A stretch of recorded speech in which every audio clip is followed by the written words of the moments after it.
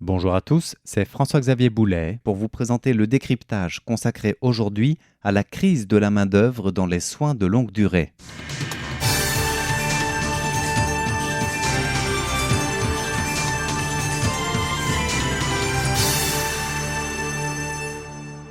Taïwan est officiellement entré dans l'ère de la société super âgée, avec plus de 4 670 000 personnes âgées de plus de 65 ans. Cela représente un ratio qui dépasse une personne sur 5 dans toute la démographie taïwanaise, ajoutant une pression sur les infrastructures de soins sans précédent. Aujourd'hui, 87,5% des établissements de soins de longue durée à Taïwan souffrent d'un manque de personnel et un quart d'entre eux font face à une pénurie jugée grave.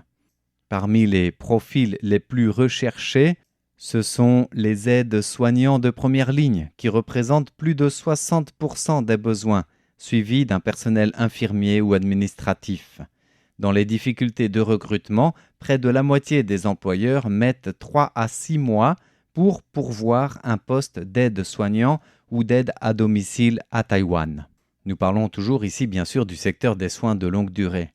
Alors, pour répondre à cette crise, une toute nouvelle réglementation doit entrer en vigueur dans 2 jours, le 1er juillet. Elle vise à professionnaliser le secteur tout en instaurant des mécanismes de contrôle plus stricts d'après les termes de la nouvelle loi. Ainsi, tous les soignants recrutés devront obtenir une certification officielle et suivre une formation continue en cumulant des points pour garder sur le long terme leur licence ou leur certification, c'est-à-dire leur droit d'exercer. Pour ce qui est de la qualité des soins, la loi vise à faciliter l'éviction du personnel jugé inapte pour lutter contre les cas de maltraitance, de fraude ou des problèmes auxquels font face les établissements de soins de longue durée. Il faut dire que la crise de la main-d'œuvre dans les soins de longue durée n'est pas uniquement liée au manque de personnel, mais aussi à l'image ternie auprès du public par plusieurs cas qui ont marqué la société taïwanaise.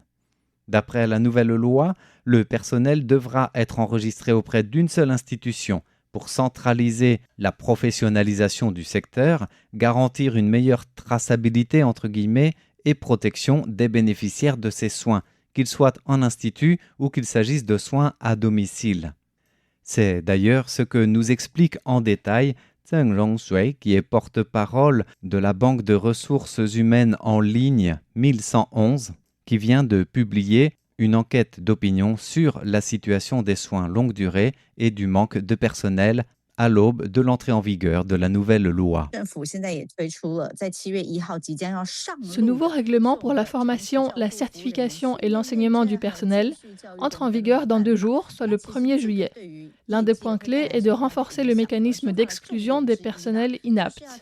En effet, on se souvient de mauvais traitements, de cas de maltraitance ou encore de fraude envers les personnes âgées, survenus par le passé et qui ont profondément choqué la population. L'objectif est donc d'élever le niveau de professionnalisme des aidants. Désormais, pour exercer, il faut obtenir un certificat officiel et accumuler 120 points de formation continue tous les 6 ans.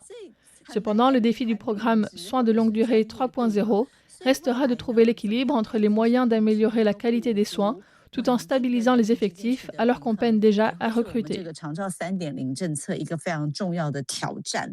Trouver du personnel est une chose, le garder en est une autre. C'est d'ailleurs la question aussi soulevée dans cette enquête menée par la Banque de ressources humaines en ligne 1111. Le taux de rotation semble alarmant, soulignant l'instabilité du secteur dans le domaine du personnel recruté. Il en existe plusieurs facteurs, celui de la réalité salariale, celui de la pression physique et émotionnelle au travail, ainsi que le manque d'évolution du personnel soignant. Le taux de rotation est extrêmement élevé. Notre enquête montre que seulement 24,7% ou à peine un aide-soignant sur 4 reste en poste plus de 3 ans. Pourquoi partent-ils ? Les 3 raisons principales qu'ils avancent sont les obligations familiales, la charge physique épuisante et la pression émotionnelle. Le salaire mensuel moyen tourne autour de 38 000 dollars taïwanais. Même si 39% des employeurs ont augmenté les salaires cette année, les professionnels estiment que pour attirer les jeunes, il faudrait passer d'un taux horaire actuel de 250 ou 300 dollars taïwanais à une fourchette de 400 à 500 dollars l'heure, compte tenu de la pénibilité et des risques. Notons que le salaire mensuel évoqué de 38 000 dollars taïwanais correspond à peine 1 200 € environ. Quant aux fourchettes du taux horaire, le sondage de la Banque de ressources humaines en ligne évoque le taux horaire actuel d'à peine 10 € et le souhait des personnes sondées de le rehausser à au moins 15 à 17 € horaires. Pour pallier les manques, aujourd'hui, plus de la moitié des structures s'appuient sur le recrutement des travailleurs migrants pour combler leurs effectifs, à hauteur de 52,7% précisément. L'analyse de la Banque de ressources humaines en ligne 1111 souligne que cette solution soulage certes la pénurie immédiate, mais il ne faut pas non plus négliger les risques à long terme, puisque cela crée une dépendance, avec des barrières linguistiques et culturelles, notamment pour les soins complexes comme la démence, comme le soutien émotionnel, qui nécessitent une communication rapprochée et fine entre guillemets, aussi bien avec le bénéficiaire, donc le patient, qu'avec les familles. Alors, dans l'objectif des soins longue durée 3.0, la stratégie du gouvernement vise à stabiliser la main-d'œuvre locale pour ne pas dépendre exclusivement de ces travailleurs migrants. Mais plus qu'une question aussi de savoir-faire, c'est une question d'évolution de la situation dans son ensemble qui doit être orchestrée et prise en compte.